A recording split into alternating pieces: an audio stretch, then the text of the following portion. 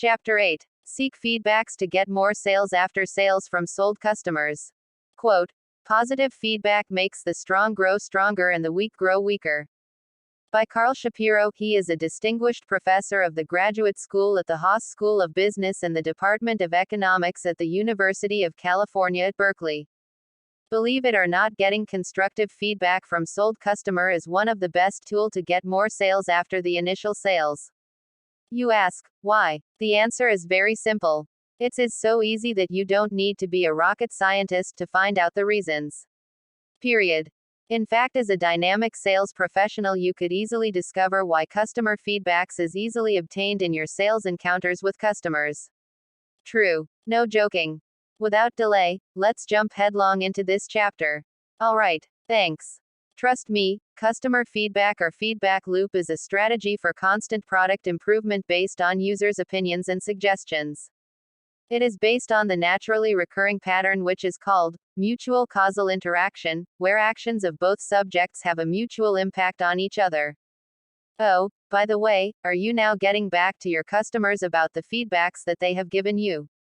If not, you have a broken customer feedback loop. Make no mistakes, closing the customer feedback loop is the key to building better products and customer relationships. In this chapter, I will explain why customer feedback is important and how to close the customer feedback loop and get more sales from faithful buyers. Yes. For starters, we should discover why is customer feedback important. Obviously, customer feedback or product feedback is key to building better products or services to get more sales from customers. If you don't know what your customers think about your product or service, you could easily waste time focusing on the wrong things and building the wrong features. Hence, it is critical to find out what's important to your customers and which customers care about what, and use that to guide your product development. Trust me, customer feedback is also important for building better customer relationships. Moreover, asking your customers for feedback makes them feel valued and heard. Consequently, just by asking for feedback, you could reduce churn and increase revenue. In truth, managing customer feedback well will really help you grow your business, and that's where the customer feedback loop comes in. Another factor that need considerations would be the question of when to seek for feedbacks. Evidently, if you seek something such as an after-sales deal, you must strive hard to find out at least one issue first. If you must seek buyers' feedback, you must earnestly contact them in order to get it. Don't keep yourself in the dark when it comes to customer satisfaction. Send follow-up surveys with clear questions to learn how your customers feel about your products and what suggestions they have for improvements. In order to do a professional exercise, then be aware of the all-important 4 steps as far as customer feedback loop is concerned. Alright. Step 1. Collect customer feedback. Of course, the first step of the customer feedback loop is to collect good feedbacks from your customers. Here are 3 ways to get you started on collecting feedbacks. They are firstly by surveying. There are 2 basic types of surveys used to gather customer feedback. 1. Transactional surveys are surveys triggered by your customers' actions. These are typically short surveys that ask a specific question related to the action that the customer reaction to their recent purchases. The other type is relational surveys or surveys. Here is where you decide when and what to send to which customers. Step 2. Analyze and prioritize the feedback. Once you start collecting feedback, you need to analyze and prioritize the feedback that you receive. A few things to keep in mind. Who or which customer is giving the feedback? How many of your customers are giving the same feedback? Does the feedback align with your product vision and strategy?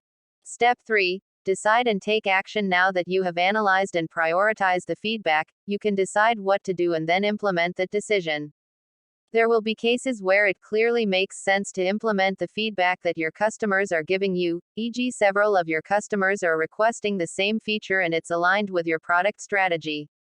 As have asked for, you should send those customers a personal message letting them know. This lets your customers know that you are listening and taking action based on their feedback. Your customers will love getting these messages. It might sound simple, but not many companies do this well. It quickly gets complex to track all incoming feedback and match it to product updates that can be communicated to your customers. The customer feedback loop should indeed be a loop, which means that you should continuously be gathering and analyzing feedback, making product improvements, and communicating those to your customers. A great way to get meaningful feedback from a happy customer, or otherwise, is to send out a regular feedback survey.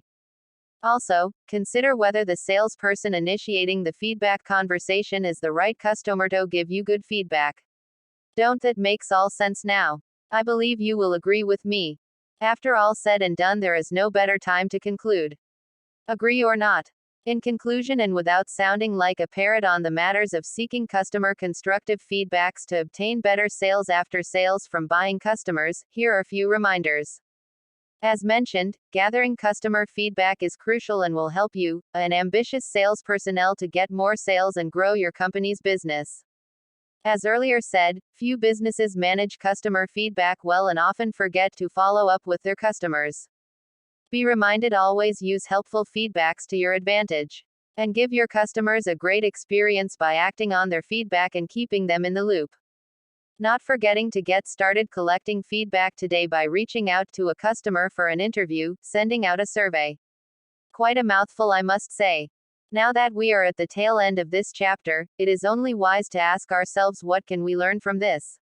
My humble opinion is to take concrete steps to focus on giving the best after-sales service. Would you agree with that? As a reward for reading till the end, here is an interesting quote by Don Alden Adams, President, Watchtower Bible and Tract Society of Pennsylvania.